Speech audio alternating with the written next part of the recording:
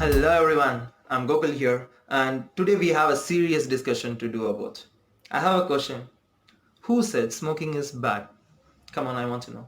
And you guys are putting this fucking phrase in front of all the movies. Come on man, we are just going to theaters to enjoy the day and you're just ruining the day of a smoker by just putting the phrase in front of the movie. My God. So who said it first of all? Our World Health Organizations and some Food and Drugs Department, disease control centers and some medical organizations. And with the help of published papers which is published by high class universities like Harvard and some other universities all around the world. So what if the same universities telling that smoking has some advantages too? Yes, actually they are telling that smoking helps people to tackle some disease and afflictions. Oh my god, yes, smokers, this day is for you. So hereafter, whenever you're smoking, don't feel bad. Here are some advantages too. Here we go. Advantages: smoking lowers the risk of knee replacement surgeries. We are right. Yeah. Actually, it is a study shown by University of Adelaide from Australia, and the study proves that the non-smokers have the higher risk of getting this kind of surgeries than the smokers. And bro, you have advantages in this because smokers might go broke by spending too much money on cigarettes every day, but bro, you can save all your money by not doing this, like by literally avoiding this kind of surgeries. And actually, who get this? Older people, the obese people, and the joggers.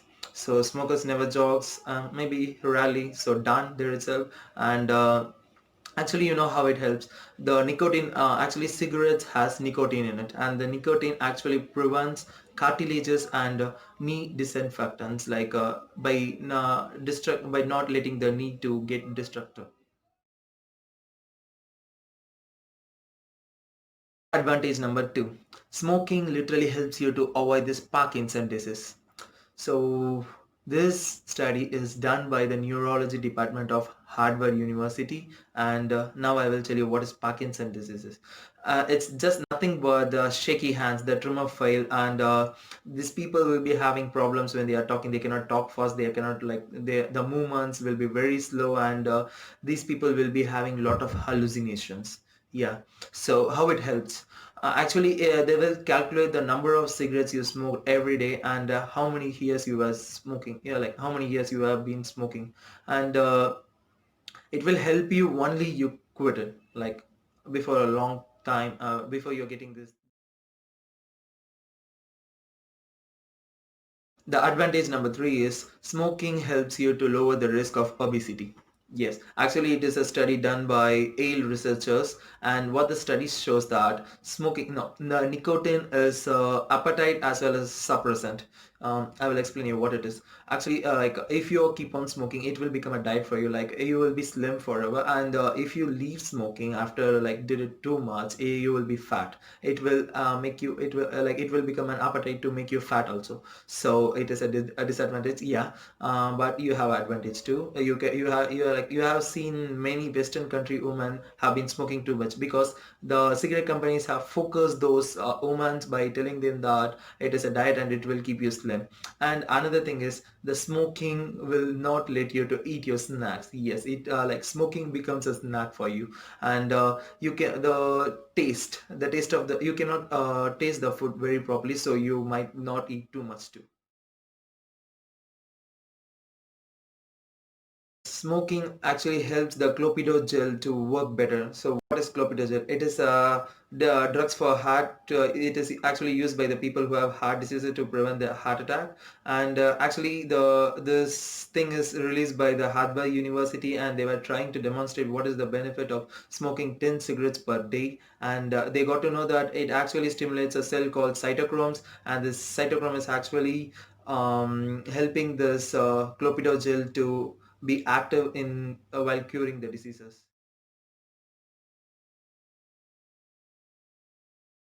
This is the most important fucking advantage I want to tell everyone, like for the non-smokers and for the all the organization and the departments that are telling that heart disease are killing the smokers now, right? I will tell you. Actually, the research paper of American Heart Journal, it shows that the mortality rate of non-smokers is higher than the mortality rate of smokers in the section of heart diseases. Yes, actually, how it happens. It's actually weird, right?